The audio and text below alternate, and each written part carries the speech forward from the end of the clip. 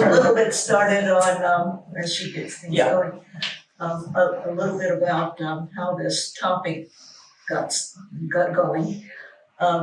My compatriot on this is Julie Parker, and she was born in Florence, South Carolina, and but lived for quite a few years in Beaufort, where her daughter was born.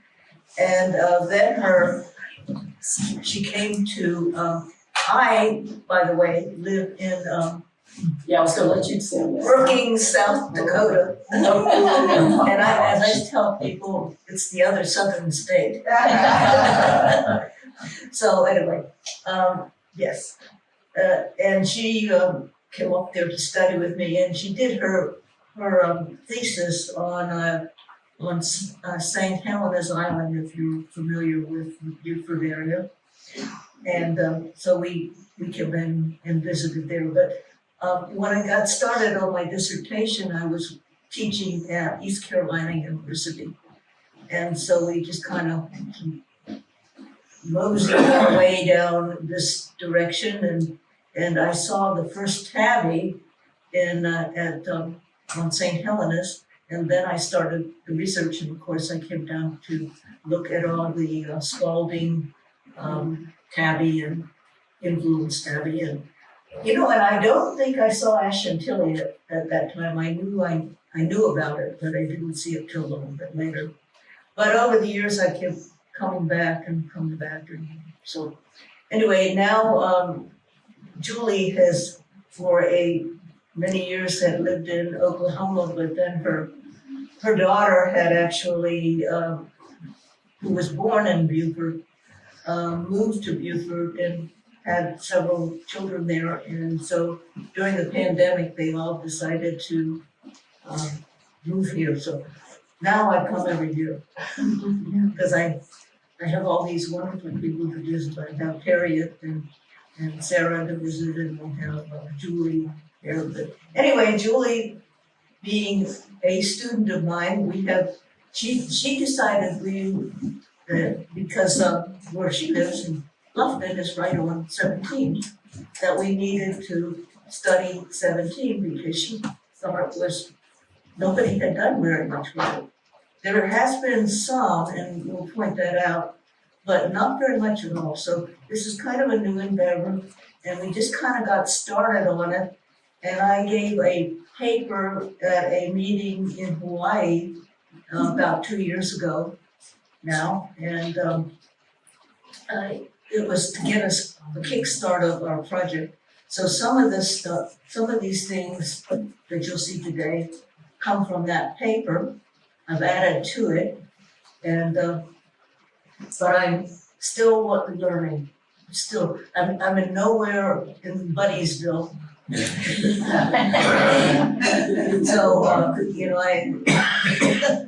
So I can use all the information that you can add to it, or interpretations that you think I should be looking at. So we will start, and we have this, so we can turn it on. There you go. Oh, it's all here. It's already. Okay. So this is the Julie that I speak of. She's a kind of she still has a business going, and it's in spatial analysis, which is what I did at the university. I was worked with geographic information systems, and that's what she has a business doing. Which is, yeah. So Speak up just a little bit. I was okay.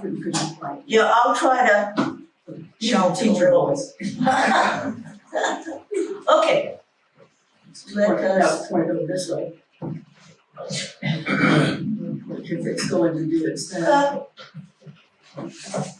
Let's look at this slide for a moment, and the title of this is Traveling U.S. Highway through South Carolina and Georgia, then and now.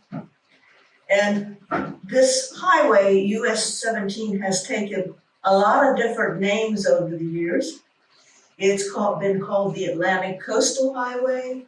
It's been called the Ocean Highway, the Dixie Highway, the Miami to Quebec Highway, That's dirty on there. and then in Georgia, it's taken the name of the Ogeechee Road, the Savannah to the Inverness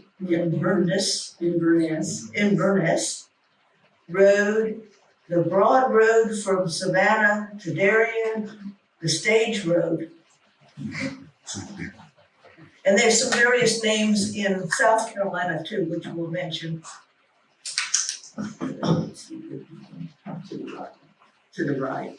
Your right side. I know, There, okay. okay. We have a lot of maps to look at, and so I wanted to spend a little time so you can kind of figure out what we're looking at here.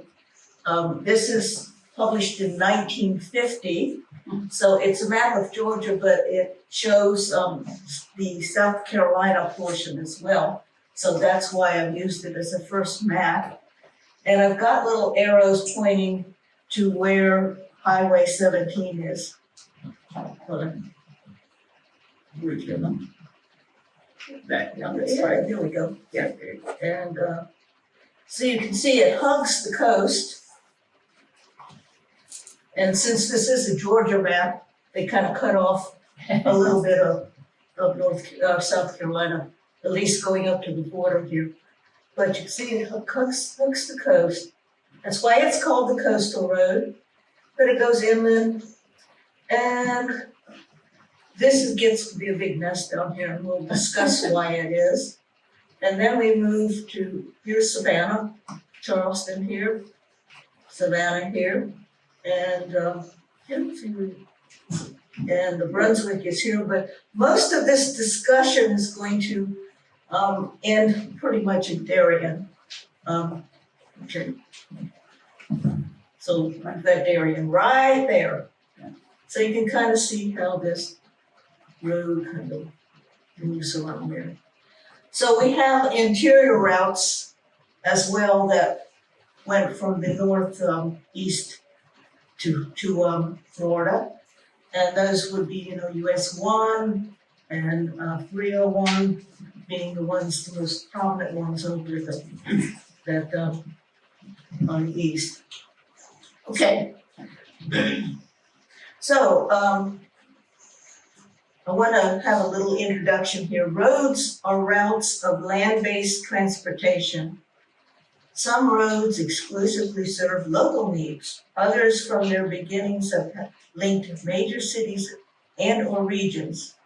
US 13 and 17, because when you get into the northeast, it actually becomes 13. Popularly known as the Ocean Highway, once transported millions of Americans from the northeastern states to the Southland.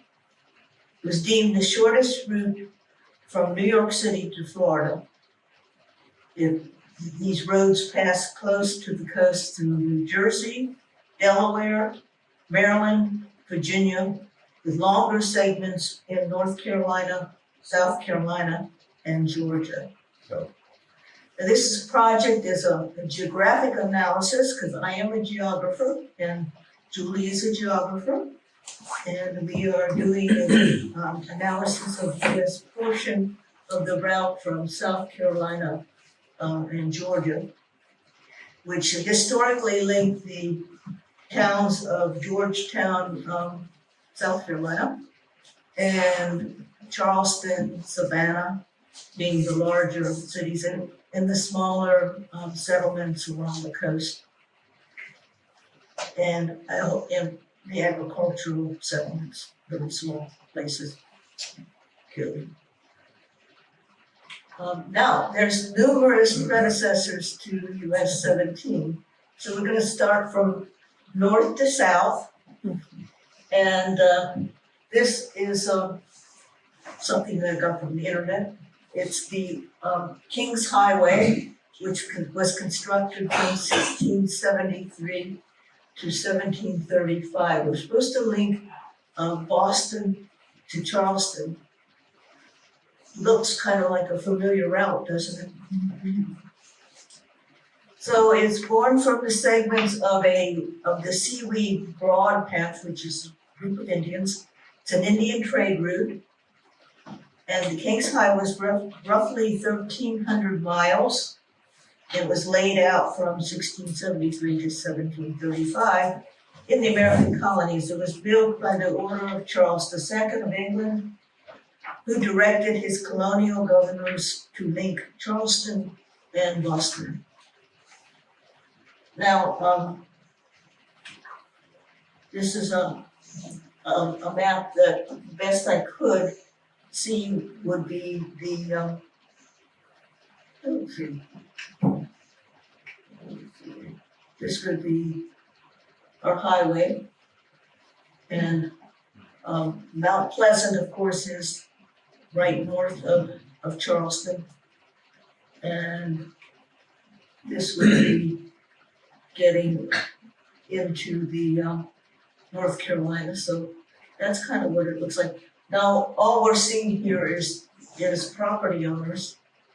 Pinckney's a big South Carolina name, but I'm thinking this may be Morrow's inlet area.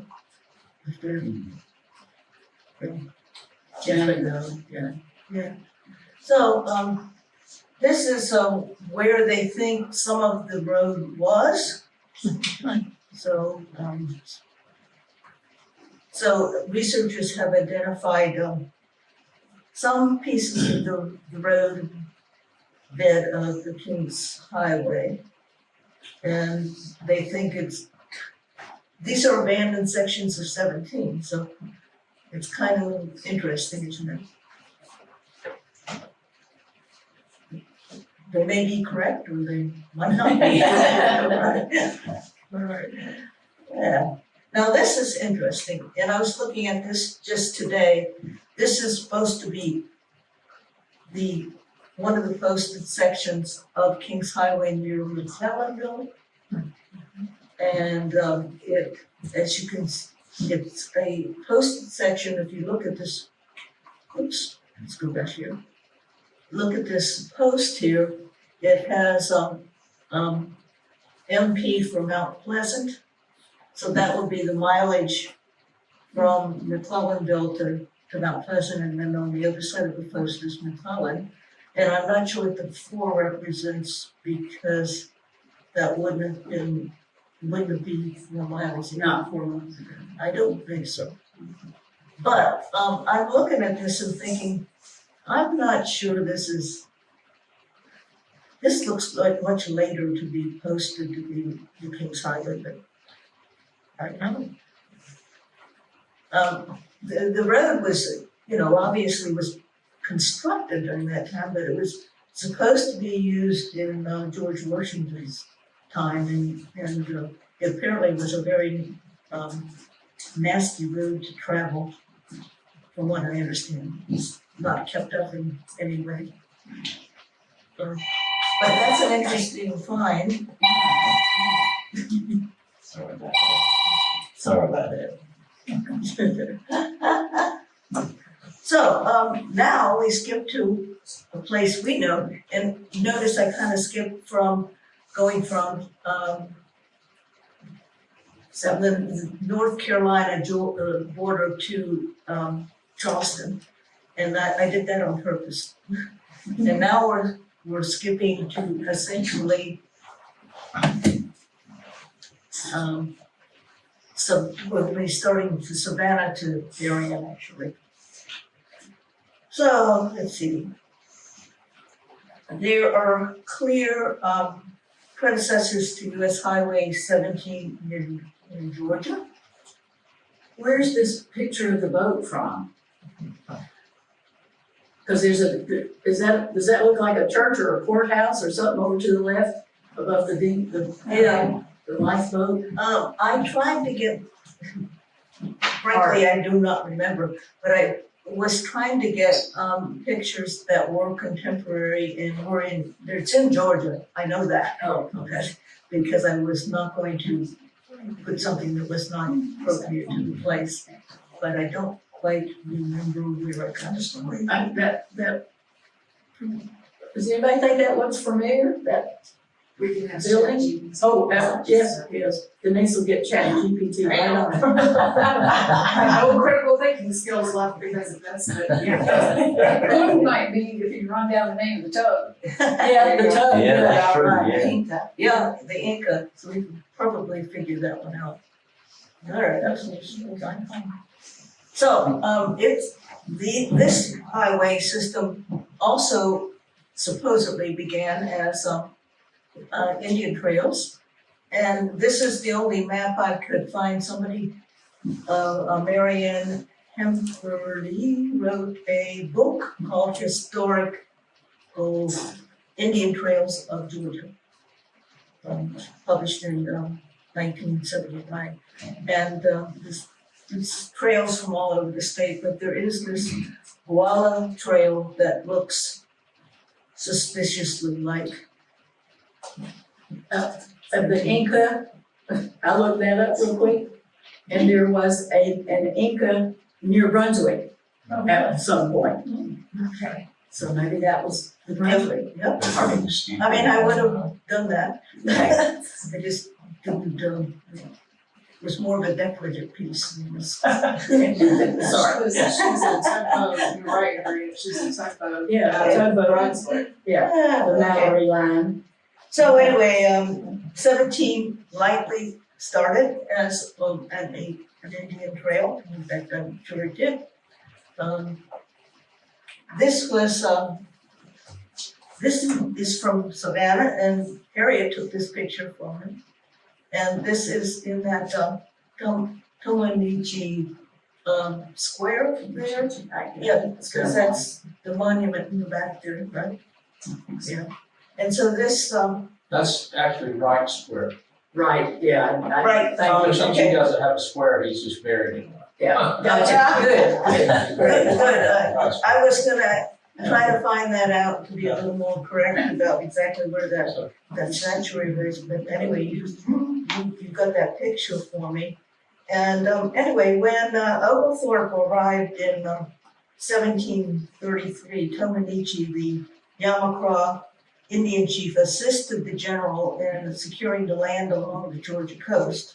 An initial treaty was then ratified by the trustees of Georgia Colony and the chiefs of the Creek Federation. So what it says on this monument is that in 1735 was the beginning of the road to Darien, now called the Ogeechee Road, probably the first road laid out in Georgia with the assistance of Tomochichi. And this is a DAO monument erected in 1920. So we've got one of our first names to this road, which is And it still is, the Ogeechee. yeah, parts of it, certainly part of it is, Oh. then they keep changing the name. Darien Town. 1736. No, 1733. 3 really, yeah. 33. 33. Darien was 1736. And then 36 came.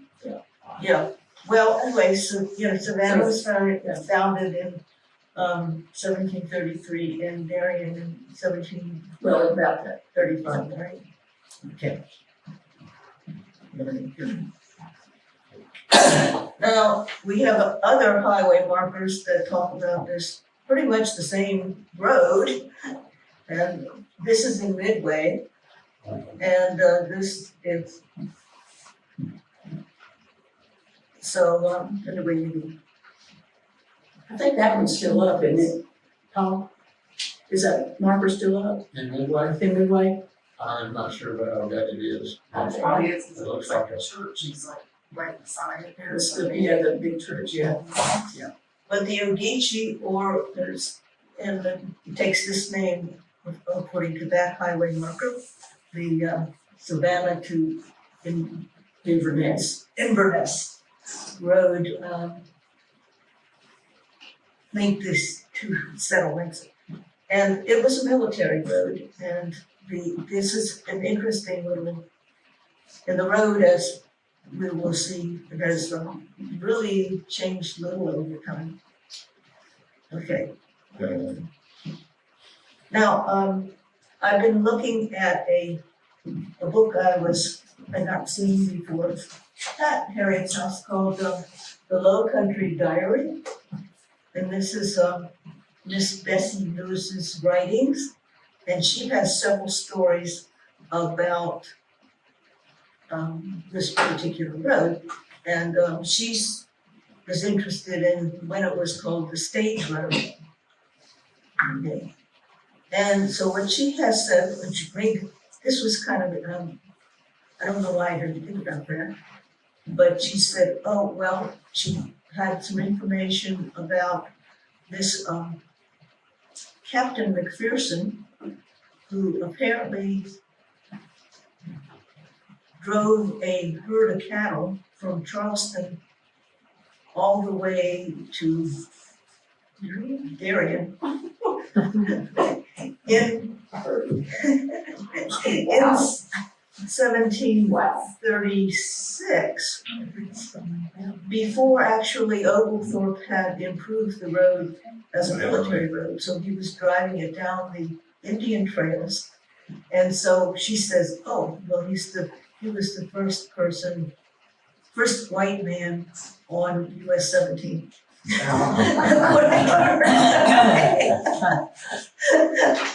Which is an interesting little story. Does everybody know who Miss Bessie Lewis was? Yes. Some of you do, some don't. She was, she was pre-Buddy Sullivan, but did she actually teach him? I've heard that. Rumor. Yes. She did, okay. And was the historian of the area and taught history. And I got to meet her in 1970 when I moved to the area. Very elderly at that point, but was into her research. I took a picture of the Dunwoodies that had a plantation over where the dead ball is, over that way. Yeah, the dead ball. And little did I know that I would get so entranced with the history that she was just drenched in herself. Well, she moved here in 1912 and was immediately involved with the history of the Came area. from Ohio, I believe. So, yeah, and she, was 94 when she died, so a long life of and we think that she got a lot of her information from stories passed down too, because some of the stuff is just not recorded in any kind of anything we can find. Yeah, anything you can find. So she's got a couple vignettes in here on what she calls the stage road, and which it was, and but her first thing was talking about this, driving these cattle through here. But and then of course Oglethorpe improved this road and was a military road that linked the two military settlements and towns of it was not going to link settlements so much as the military forts or George. Anyway, all right. Oh, I was going to talk a little bit about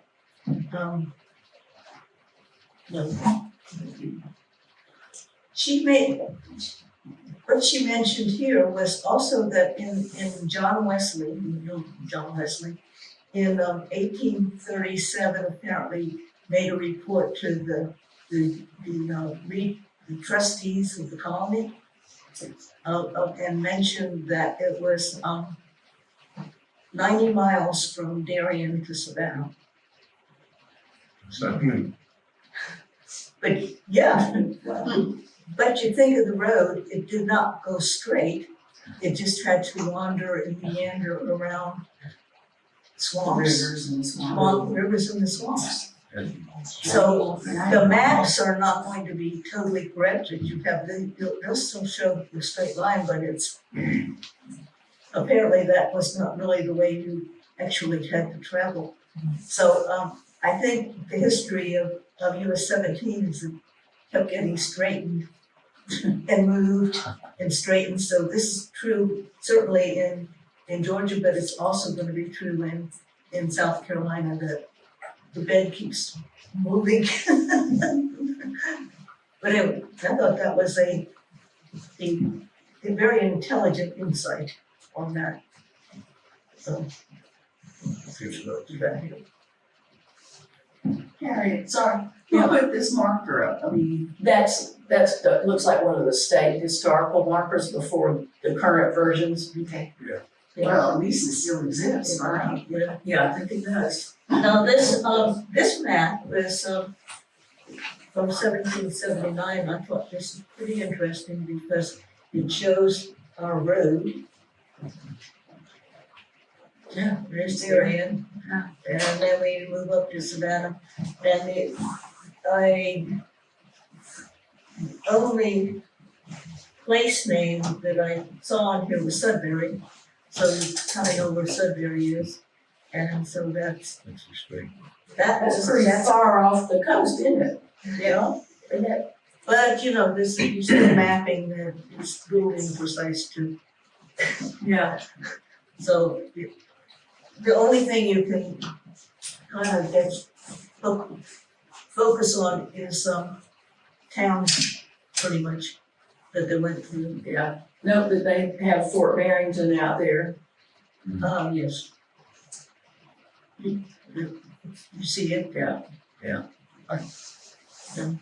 So then there was the southern, apparently, but not at this particularly in 1779. So Riceboro doesn't seem to be on here yet, but Wouldn't be as far inland as you would think, because of the marsh and everything that's between where the road is Yeah. and the Berry Islands, which they denote. So, you know, it's a little bit deceiving because of that. Gotcha. So it would be more coastal, but you can see, because of Sunbury, there's still that difference off of 17. Yeah. so, I have no doubt it's still the same road. And I'll have one more map to show you here, and there's a little Bessie story. Tourist. I don't know why this was called a tourist map, but when I found it, that's what it was called. In the 1830s, which it looks actually fairly modern, because you can see Darien, Riceboro, Midway, and then Sunbury is over here. And then in front of, now I'm not aware of this particular settlement. Can't tell what it says exactly. It says old Corolla, Conarella? I don't know. I can't. but it's old. Yeah. That place. So, What's under Sunbury, Harriet? Under Sunbury is that Sansevilla? No, it wouldn't be. What is it? I can't read that. I can't either. On the next two Or the next two, till you get down to Gary, doesn't it? Y'all think about 1830s too was the time Fanny Kimball visited. She, 39, 37, 38, somewhere there. I always said that Pierce Butler must have hated her guts. I mean, when you could get on a ship and you could easily sail from Philadelphia to Savannah, and he chose her to bring over land with a new baby and, you know, children and this entourage, and it was horrible. It must have been. No wonder she got down here kind of in a foul mood. Oh, yeah. She actually was rather not very complimentary of the visitation with Thomas Spaulding's mother. Oh, yeah. Her narrative in the diary that she kept in her few months stay, she was not real impressed. But Mrs. Spaulding at that point in time was in her late 60s and probably was not putting on the dog like Like we've heard that Thomas was a great host and, enjoyed company, but She did come to this house though. yeah, she did come to this house, yeah. Right. Anyway, so another little vignette story is I think she's out there for a while. Yeah. She mentions early Did you on. have something? Did you figure something out? Yeah, underneath Sunbury is South Newport, is That South makes Newport sense. Road. Yeah. Oh, it could be. South Newport, Right, because it's South Newport and North Newport, so that's, Yeah, Yeah, that's S. yeah, yeah.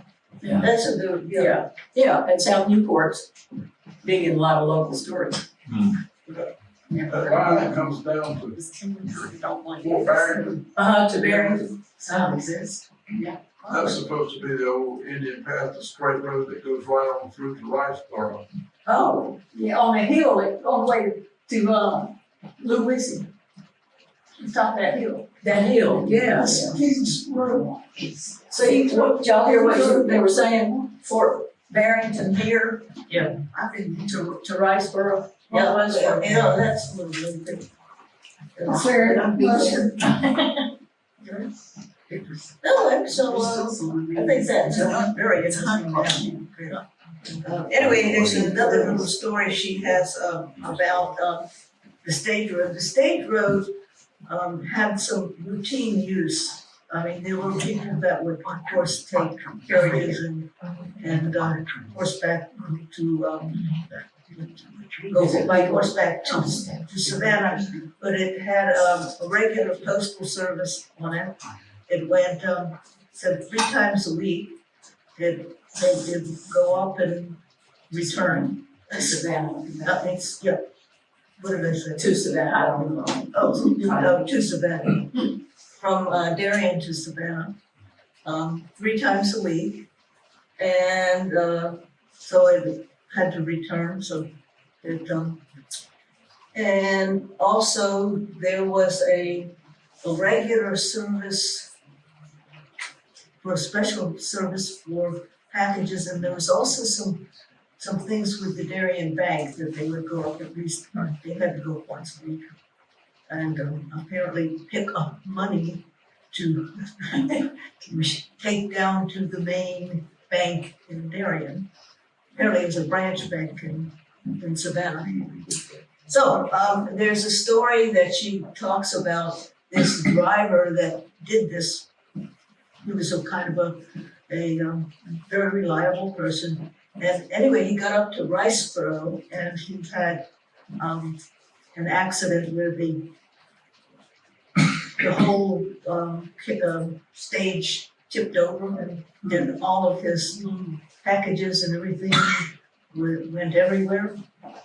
And so then they had, the people of Riceboro helped him get it all back in order, and he went on to his destination, and which was actually I guess he was going south. He was going to Darien, and then he realized that he didn't have the money that was supposed to go to the bank, which was some $7,000, which in those days gotta be like a fortune. Yeah, and also there was some jewelries and watches and stuff that he just didn't have there, and he thought it went into the ditch. So he went back and looked, and it was gone. But then he went on. He was going on to from Darien to Savannah at that point, and he stopped at Riceboro again, which was one of the stage stops. And he found that someone there at the store, Mr. Trask, had it all. He had the $7,000, and he had the jewelry and everything. They had just, he just didn't know. But anyway, so he was able to take the money to Darien like he was supposed to in the first place. And then he had Mr. Trask drive the stage onto Savannah. Wow. So anyway, this is the story. And it's Wonder just, how she found that out.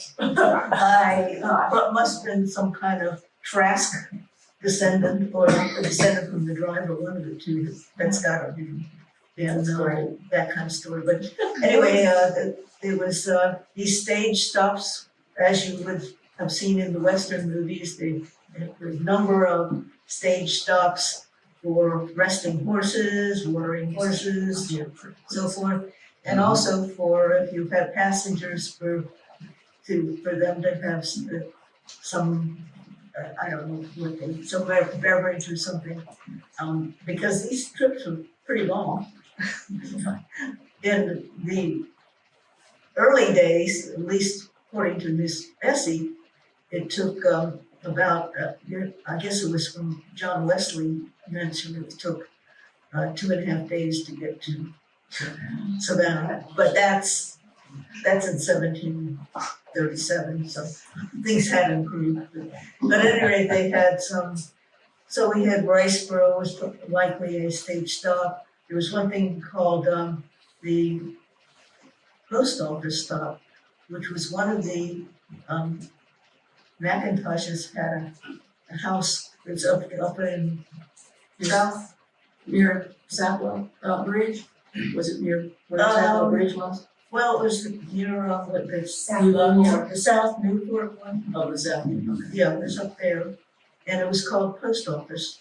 And I mean, but she mentioned there was it's one of the Macintosh house there was. Yeah, that's where they used to walk and maybe. What was that? Couldn't hear. Or the post office, or scroll up or something like that. Like STRA-TCH. And then came back in about Minton Road behind the Macintosh Cemetery, picked up 17 there. So whereabouts? Say that again. You know where the Macintosh Cemetery is and Yeah, the cemetery on Highway 17 north. the road came in behind the cemetery and straight in right sort of where Cherry Hill and Minton Road, 17 all came together. And they came down 17 because there was an old stagecoach station there at one time where Will Proudford lived. Right? What was it before? It was a Very proud to do, they had a justice of the peace. Oh, the Justice of the Peace. Wow. So, anyway, the Miss Bessie's book I put on the table so you can take a look at it. She's got tons of different. I don't have any copies of that right now because it's all sold out. We went to Amazon a while ago and you can still find it through Amazon. Miss Bessie, what's the exact title of that book? It's Low Country Diary. Diary, yeah. They Low might still Country have Diary. some at the Sapler Visitor Do Center. they? Yeah, they probably do, and they probably have some at 4. Yeah. We're just out right now here. And she had a column in Darien News, which was called Low Country Diary, and this is a collection of her articles. And the prologue by Buddy Sullivan talks about how he I got to think know we ought her. to start running those again. Yeah. But it's a different source. It's a lot more stories and observations, and so it's terrific. Yeah. So let us move on. Did it go on? No. Yeah. So now we go back to that little section in South Carolina that I left out, and this is the connection that went from Savannah to Charleston, and it's actually connects all the little small towns there. If you look at what was north of Savannah, there's some major towns like Georgetown, but there isn't a whole lot of these small towns. So 17 took different routes, let's just put it that way. And in 1834, this is the route that was mostly traveled. And I've had to kind of pick through this, but the thing you should keep your eye on is Jacksonboro. apparently Yeah. 17 always goes through Jacksonboro. Still does, even now. Yeah, even now, that is the current route, and it goes through Pataglio, and, up in here, I'm not sure it's exactly, excuse me.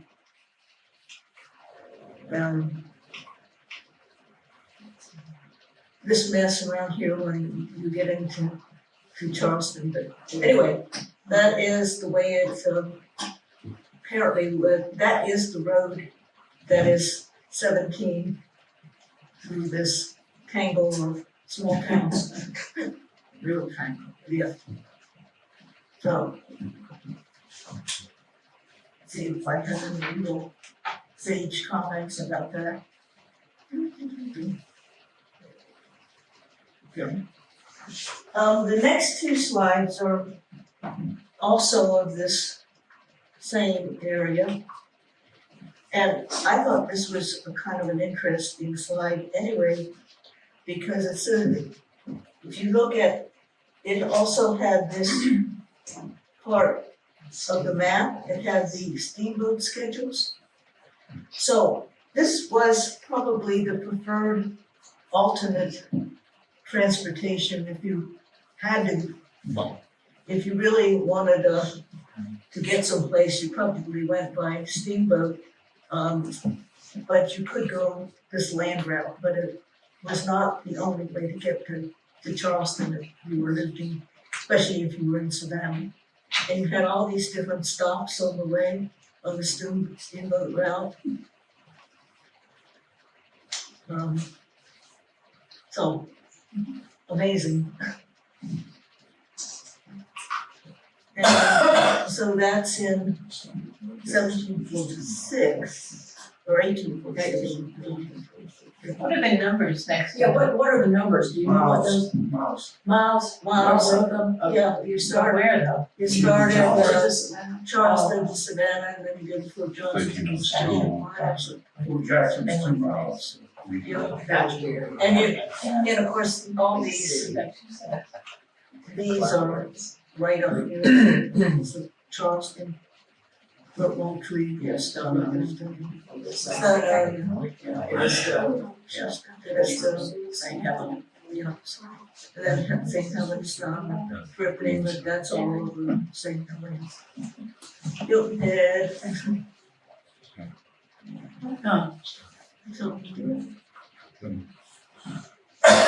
So all the people that are living on these plantations on the coast there had a lot of access to the big cities.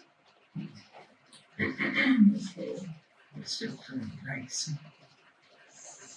Yeah, and then train travel became a reality in 1854 for the construction of the Charleston-Savannah Railroad.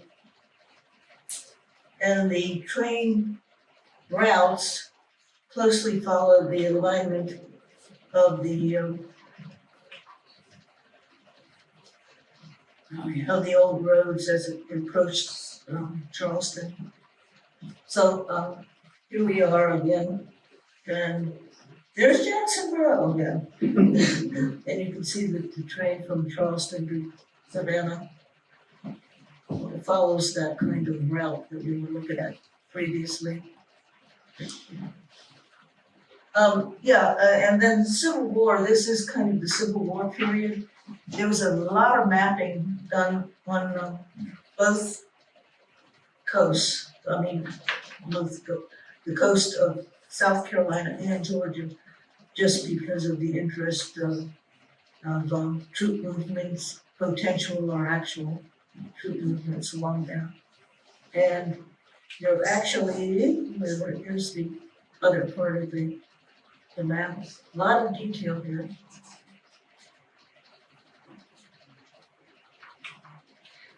There was actually a battle in the Civil War in US 17, called the Battle of Pataglio, and that was in that one of those other maps that I showed you, where Pataglio was. I've never heard it pronounced correctly, that's very good. Yeah, We always grew up calling it Pocatello. yeah, me too. That was Julie. Uh, She got me, She got that. I'm sure got me that one. You should Okay. have seen how I was pronouncing Edisto. Edisto, Edisto, of course. Edisto. Yeah. So, yeah, she's got my phone on that one. So anyway, this is a historical marker that's placed on frontage road on US 17. Yeah, Point South is where you can get off the interstate. A lot of you travel that, know on 95. That's you can get off there and get on Highway 17, the back road to Charleston. It's really beautiful. Which is a preferable route. And it's definitely one that if you was going from Buford and Lupton to go to Charleston, why would you go on I-95? Anyway, yeah, they're talking about this battle, which actually was, the purpose of the battle was to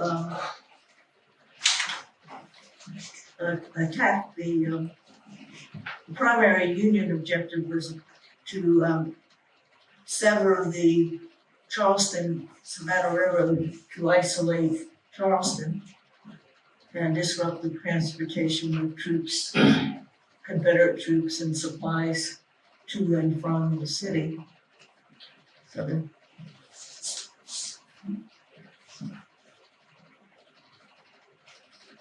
So, and I should mention that there were skirmishes in the Revolutionary period on US 17 too, in South Carolina. Not anything major, but skirmishes.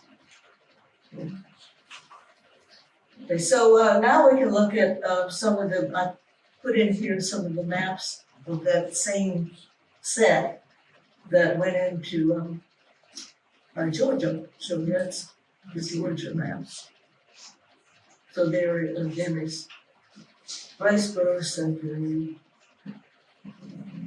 Here you see North Newport and South Newport. Yeah. So my guess would be this is probably the most accurate map that you would have had up to this point forward. So, and we have railroad connections in Georgia, but not coastal.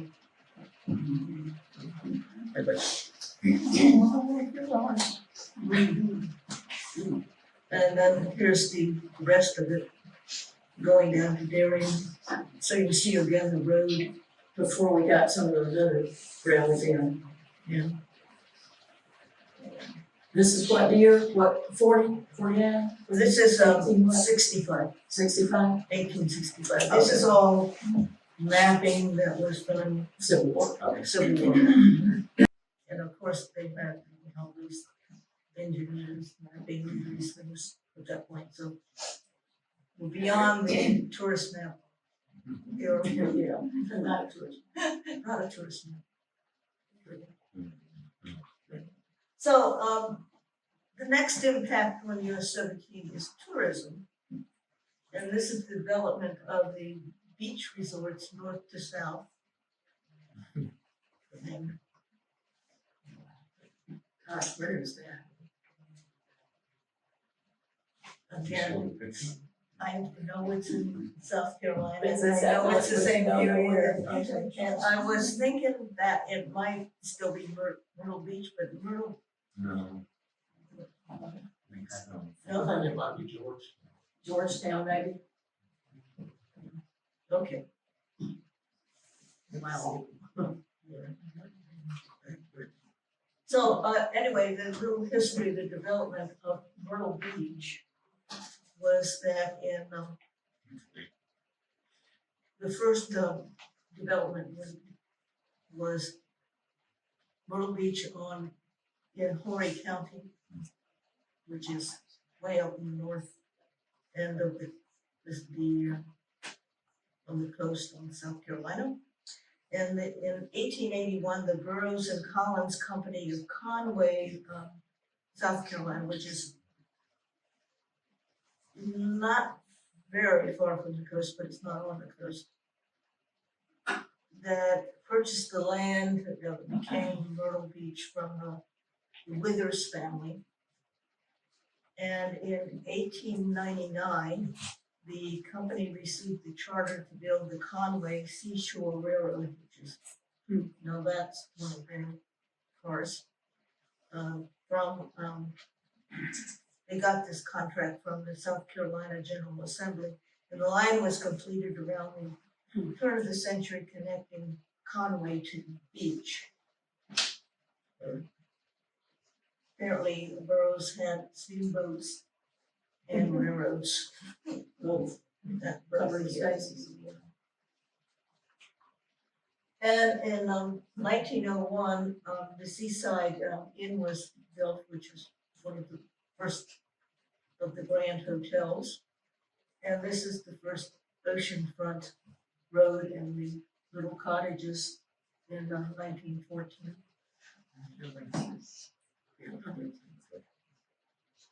And the first pavilion was built in 1908. I couldn't find a picture of it, but it was burnt and replaced by the one that you see on the left here.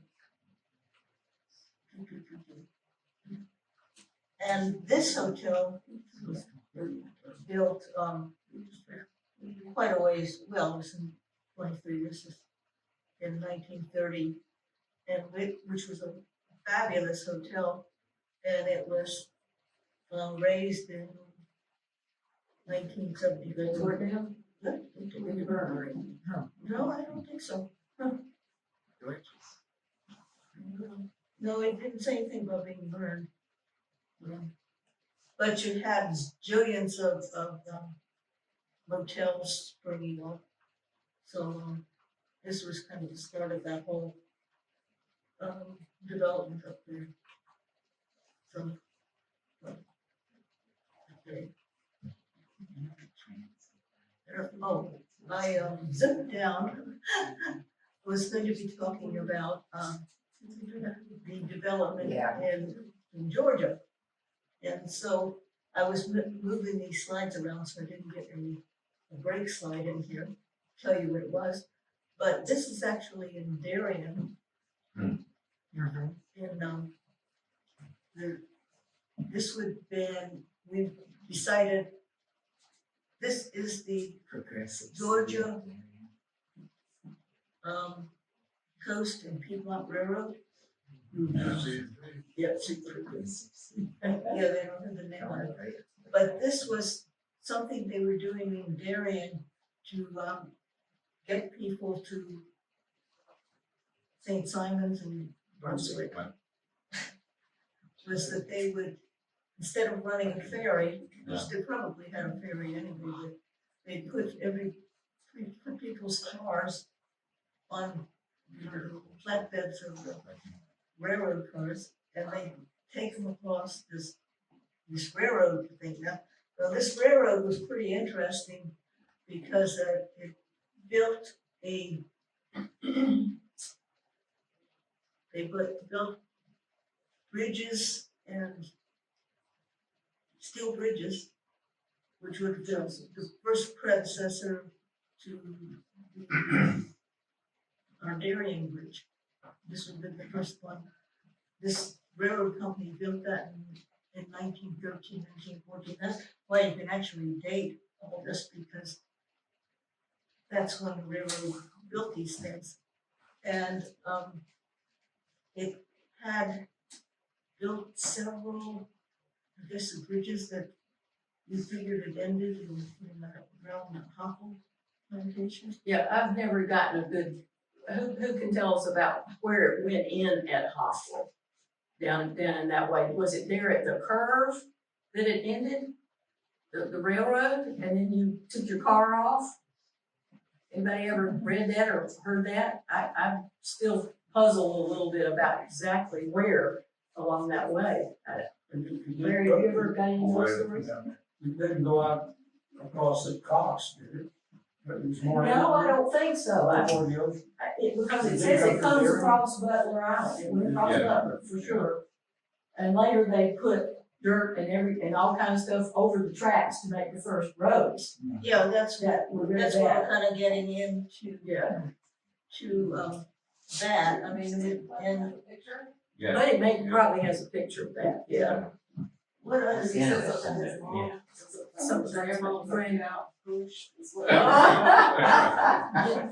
yeah, the history of this railroad is kind of interesting.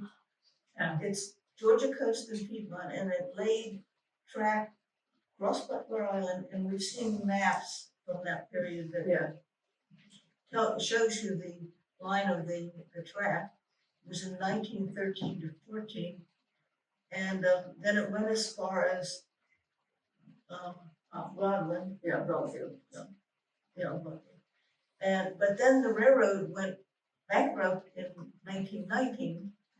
Part of it being the World War I was fought at that time, but anyway, they spent so much time, so much money building these bridges across the Delta that they went bankrupt. And I guess the whole line went bankrupt, so there was quite a bit of track through McIntosh County as well, and that got pulled up as well, because Miss Bessie talks about a horse having a phantom experience where the track was and it would stop and look for the train. We're so used to that. Yeah, so, but they took the track up, and at any rate, 1919, so it was, this whole thing with the transport of these cars across there, very short-lived. So 1919, it's all gone, Can I ask a and, question? Yeah, Mike, Where did they load them on the Darien side? it's gotta be a station, there's a. Would it be over there, kind of where Mr. McGahee lives now? I think that was one of them, but I think that was that spur that went to the sawmills Okay. that was there. I'm not positive, and I haven't asked Bill Bolin, who remembers a lot, and his grandmother told lots of good stories. There are still pictures of that. What is the picture we see? Some of us have seen a lot of these local pictures. That is the station, and that was moved from Columbus. Columbus Square. Thank you. Columbus That's it. Square. Yeah. That was where the turnaround was. That was the turnaround in Columbus. Oh, that's okay, okay. One of the stories that I heard, Yeah. that's where it was. Yeah. Okay. That I've seen that in some of the other books, I think, so we could definitely get that. I think that whole thing about the little railroads around Darien that came from Collins, Georgia. That's right off the interstate, like if you're gonna go the Wiregrass Trail, you go through Collins. And that there was a little side, what was that one called? See, I beg your pardon, I didn't do any real good research before we got into this, but the train, what was that one? GCMP. That was the GCMP also? You can look up, I know his story, I know a computer operator, but you can look up the GCMP and you can find a copy of the old timetables. Okay, And it told you how many minutes it was when it came in from the western part, went all around sort of Highway 99. And then it got to Darien, and then it carried, the timetable I saw would carry on through to Eaglewood where they had to stop so and get there at Needwood. wood and water or something. And maybe that's where that first one took your car, was a Needwood stop. You know, I got off at Needwood. I don't know, that's a good plausible idea. The one thing that fascinated me not long ago, a couple of years back, somebody said, have you seen the railroad that's the rail that's still in the road over off of McIntosh Road? And I said, no. Where are you talking about? And they said they were near those ruins. I said, oh yeah, the Kell ruins off McIntosh Road. So I went over there and sure enough, pushed aside some sand and there's one of the rails. I never did go back to find one of the others. But I was like, wow, it's still there. And that was going around to the fort where, there had been a sawmill. And I never did get a full line, but I Buddy's books, of course. was where I was able to see it in a map. And it was just a little short line. Yeah, We're- there's, Yeah, we're moving on. yeah. But Sorry. anyway, I know that there were other lines that came to Darien, but this was the only one that tried to cross the Alamo The Delta, yeah, that was, Delta, and that was what made this really weird. And they went out of business in 1919. Now, the issue was that the salvage company in Chicago was going to sell the steel bridging and the tracks. But the counties of Glenn and McIntosh actually, and I'm sure had help from the state and some federal sources, were able to purchase the bridges. So what they did at that point is convert that into a automobile road. They took the rail, so they had railroad bridges that they turned into automobile roads. and we've got a couple pictures over on the table of that, some of those. Yeah, trestles. that bridge That is trestle. the one that they. Yeah. And so by 1921, they had it opened as an automobile highway from 1919, where it was railroad. 2 years. Yeah, and so that part that you drive across the bridge and across Butler Island is identical to that's the original tracks. Original. Can I say something? If you go under the Darien Bridge, there's a bulkhead down there, like a bridge used to be there. Yeah, kind of over towards like the Darien New side. If you go down there, you can see where there used to be a bridge there. They're also right at, where you put in at Skipper's, right beside Skipper's, that was, you can see on a map, that was where they gave, when they put in the 1945 bridge that's still there. That's where the lane was put for people to be able to continue to use the road.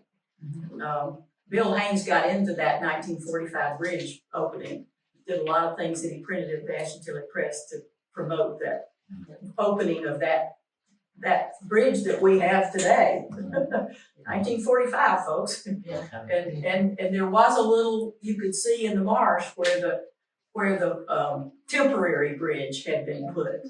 And so, a lot of people around here have been saying, well, are we gonna get a temporary when they replace this? And I think that answer has been no.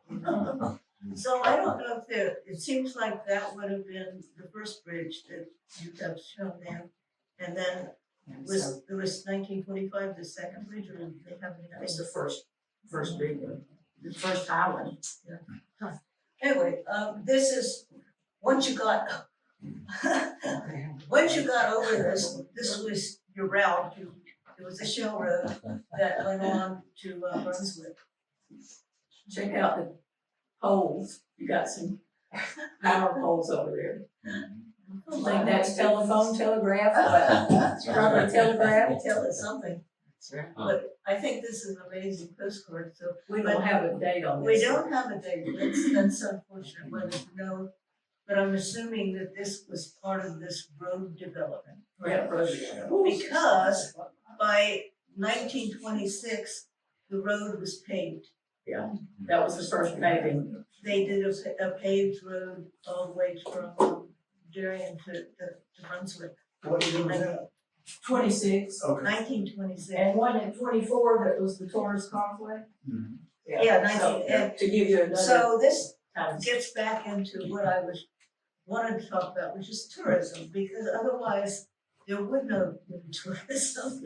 Gotta get them. And so, I guess originally when you had the millionaires coming down to Jekyll Island, that became That boat. like, anyway. So, the other thing about the 20s in 1926 is that is actually the first time they began to number the highways. Because if you remember my reading all the list of names that this highway took, Dixie Highway, there's more than one Dixie Highway. But it was called Dixie Highway, so, so they decided to, by 1927, 5 to 25, 26 to number all the highways. And it was really the first time they began to have a really interstate highway system. And they were, and the highway 17 was paved all the way through McIntosh County. By the 1926, apparently that was the big year. So, this is kind of what was happening with tourism. There was some really early tourism on St. Simon's, and they're pretty stands around here, which is of course where you got on and off the island and wherever they were going, I'm not sure, but and then the cloisters on Sea Island was a big development that opened up in 1928. So it was all dependent on this road development and bridge building. So lots of action. So that was our tourism in Georgia got going.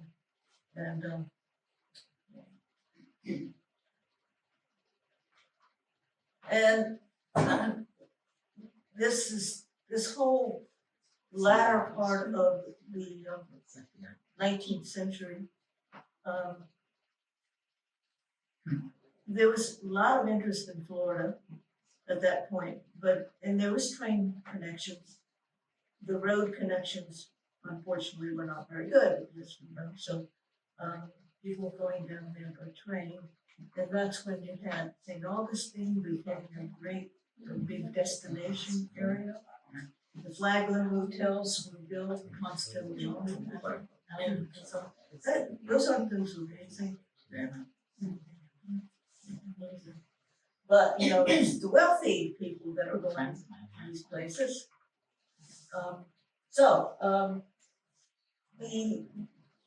When you got Ford building very cheap cars, Model Ts, this became a time that more middle class people could travel. So, and that all tied into all this road development at the same time. So, tourism pre and post World War II, and just kind of, these are all like vintage. Yeah, go back just a second. So, y'all, is that the dining room up there where that says, it looks like it's starting to say Ridge something up there on 17. I thought for a second that might be the deck on at the causeway, the deck that used to be there. Some of you know there was a nice restaurant at the foot of the tourist causeway off St. Simon's at one time. It had that deco look, Art Deco, but I don't think that's it. And I can't tell. I don't think I got any postcards. These are all from postcards that were. And is that bottom one, the middle one, is that Darien? We'll Is that go, one? I have a Oh, lot you of got that? areas. Okay, well, We'll go. okay, we'll- all right. I was seeing. You're jumping the gun. You're jumping the gun. Yeah. So, Sorry. this is, a little bit of, I just stuck this one in because I thought this was pretty interesting. This is, again, this little messy section between Charleston and Savannah. In the 1940s, we had to go to Waltersboro. I was gonna say, where's Sarah? She's from Walterboro. That's her home. But anyway, 17 went through Waltersboro and regular 17. Now, after that, it became alternate 17. But at this point, they wanted you to go through Jacksonville, and then you had to go on up here, and then you go down and did something different. You see where Garden's Corner, that's 17, we're at 17 now. Uh-huh. We can turn off the computer. Yeah, but this, yeah. Oh, yeah. But anyway, we And Sheldon, you went passed that. that way, and then we went, there's Jacksonville, yeah. But we, so, 32. Never knew where 17 was gonna go. That's right. So, okay, and then we're back on this original map here. So, we are going to look at some at least what was happening on 17 from, Savannah to, where is it to Darien. So, aren't these wonderful? This is Richmond Hill in the 1940s where you could stop. That's great. And Richmond Hill in 1940s, they stopped in the east.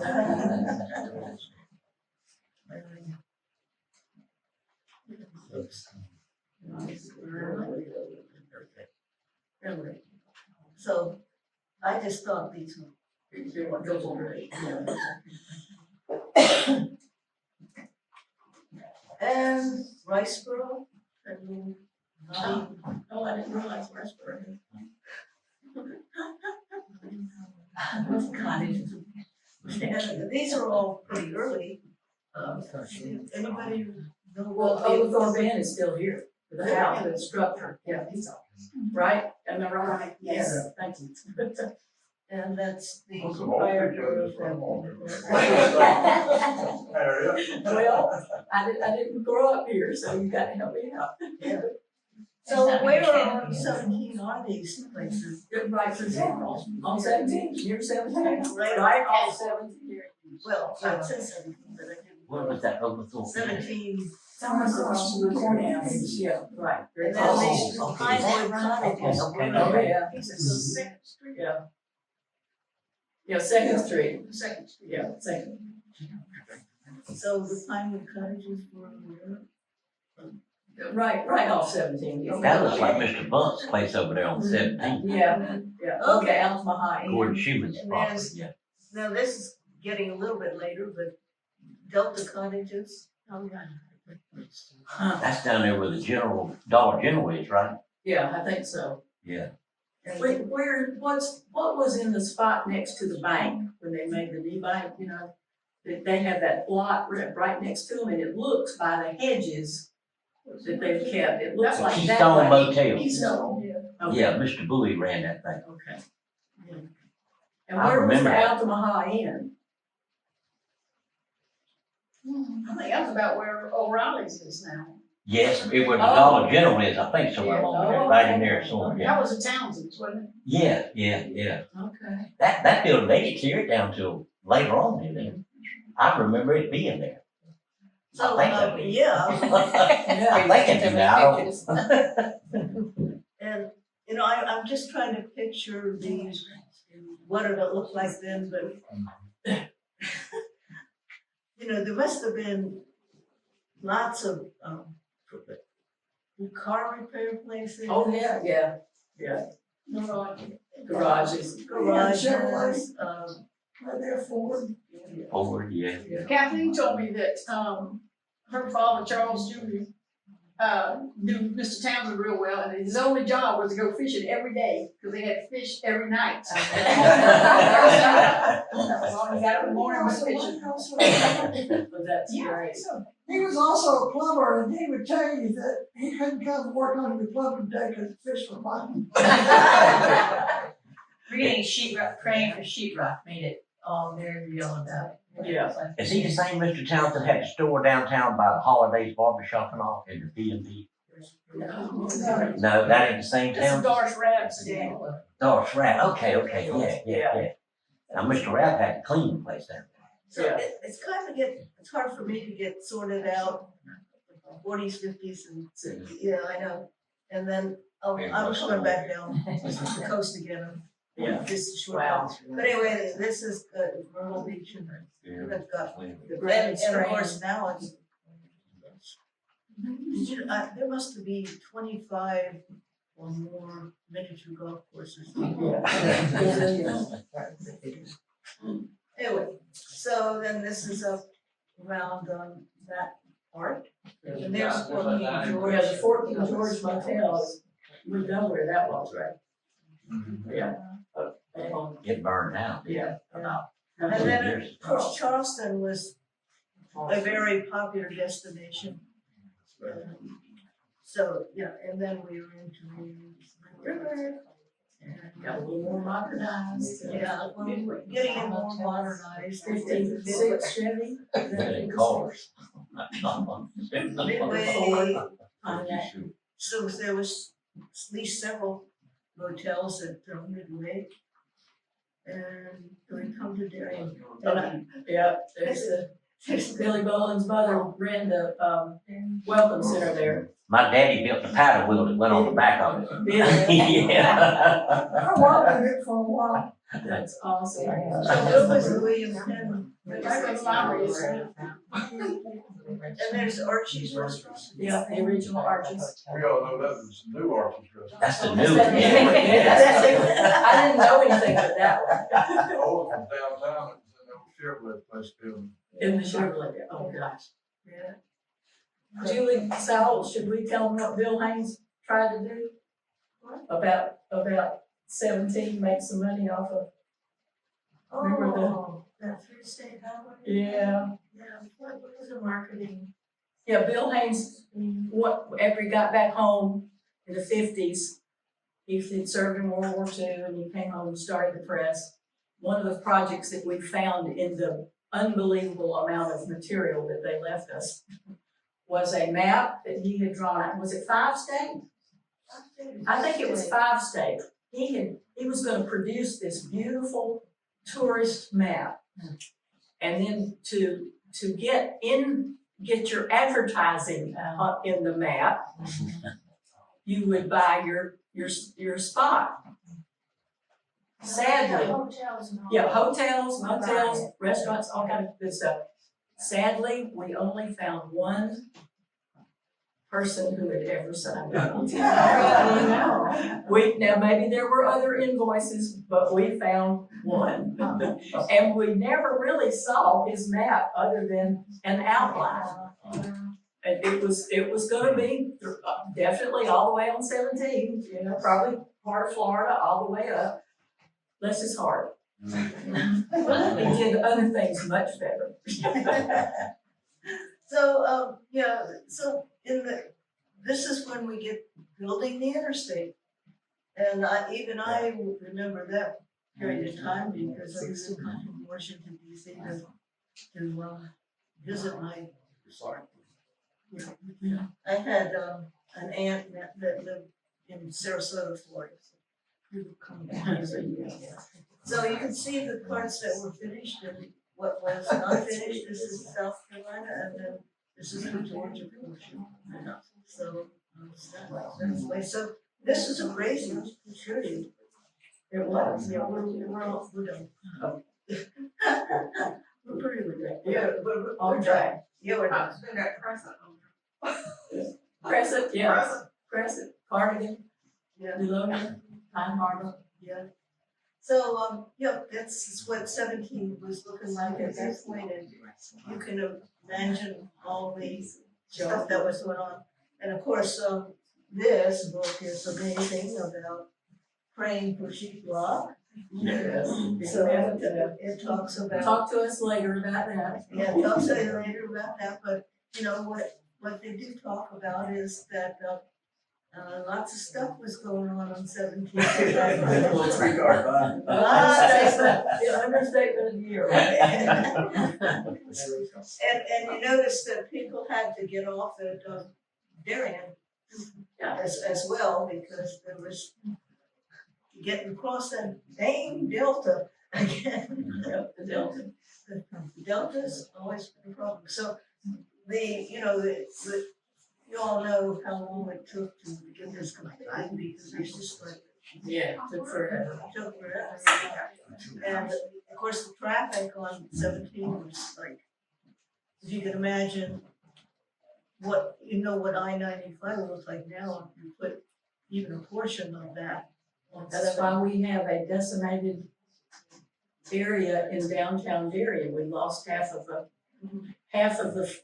downtown, right? When they widened it all so that the traffic, because 95 wasn't finished, isn't that the story on? Oh, yeah. It used to be narrow right there at the red light. Real narrow, two, Yeah.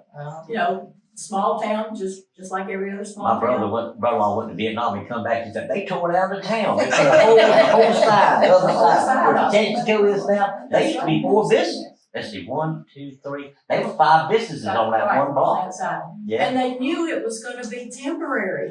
That's what's so, good heavens, you know? Yeah, and of course, this is what we have going now, Yeah. and this is the way 17 now looks today. Yeah.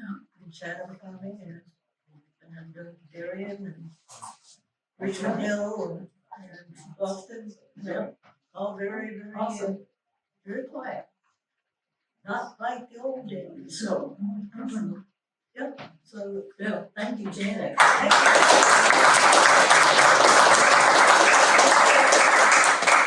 Okay, who's got a good story for us? I wanna say something, Yeah. I used to live in that 2-story house right there across from the, Dollar General, you know, out here on 17, where the highway goes from 4 lane to 2 lane. My daddy built that house in 1947, and we lived upstairs, and he had a business downstairs. But I can remember laying in my bed, I could hear the semi truck stopping at the red light and shifting gears all the way out there. And they would be in high gear by the time they got out here. Yeah. I'm telling you, that was, you know, That's a memory for you, right? Dan? that tells you how old I am. Dan's got going. We lived, just Sarah and I, lived in South Newport in the early 50s. And Mother ran us like a primitive, minute market type thing, store in the front, gas pumps out front, and the housing front was in the back. My dad and his brother Nathaniel Hawthorne and granddad ran the old B&B garage, which later, eventually at the Garage. time, that was my brother's place. I think probably a lot more famous and infamous than my brother's place. But before the interstate was built, there were 2 other full-fledged service stations there. OOE ran one, and Yeah, Speed Mr. family Reed. ran the Texaco. And on that Macintosh had sort of a restaurant type thing that you could buy beer in. And then the other family, I can't call their name, their place was more of an entertainment Click joint. juke type thing. That, The entertainment. Couldn't enjoy. Heard that word before. It's next to my town. In the old days. 17 had a little office there, and he was a justice of the peace. And everybody that got caught speeding, they didn't have to go all over town, they could stop and pay their Stop fines there. Oh. Yeah. Like my father was one of those people.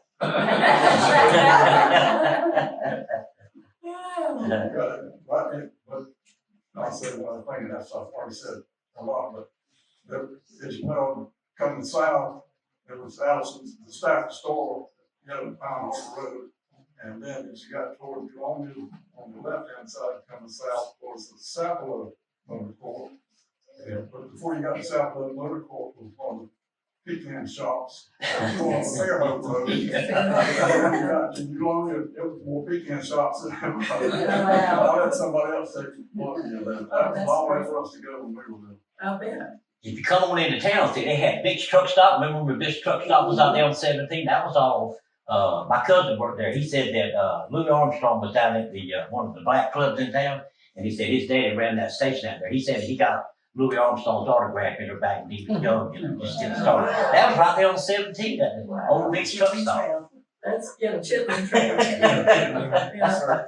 We were on the circuit, yeah. Yeah, that's pretty cool. All of this is so interesting, y'all, and it's, the history is so rich here from the way back, way back, all the way up to now.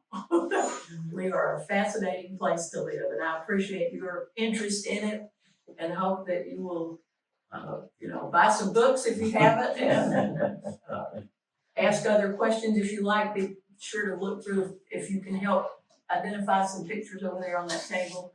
We've got one, Buddy's last book, and by the way, the new one is coming out, he says, next year sometime. He's added a little more information, he said, in a lot of areas, and more images, which I love. And he'll tell us when he's ready to put it out, and of course, we'll have a program about that. It says it's gonna be 800 pages. Yeah, he says it's on the. Yeah, right. Okay, we have some light refreshments down at